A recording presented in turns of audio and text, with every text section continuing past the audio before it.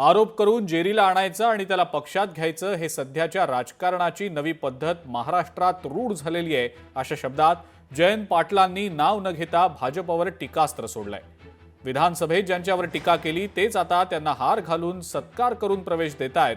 जनतेला हे देखील कळलं पाहिजे असं सुद्धा जयंत पाटील म्हणतायत। आरोप करायचे, त्याला पूर्ण जेरीला आणायचं आणि मग प्रवेश घ्यायचं, ही सध्याची राजकारणाची नवी पद्धत रूढ झाली आहे महाराष्ट्रात। आणि लोकही विसरून जातात याच्यावर काय आरोप होते।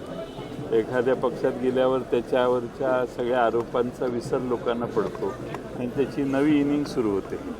आणि त्यामुळे मागच्या काळात त्यांनी काय केलेलं असतं त्याकडे दुर्लक्ष। विधानसभेतली भाषणं आहेत, प्रत्यक्ष जे प्रवेश देत आहेत त्यांनीच त्यांच्यावर केलेली टीका असते आणि तेच त्याला सत्कार करून हार घालून प्रवेश देतात। हा लोकांना कळावं अशी आमची अपेक्षा आहे। लोकशाही मराठी ऐका, पहा, जागरूक रहा।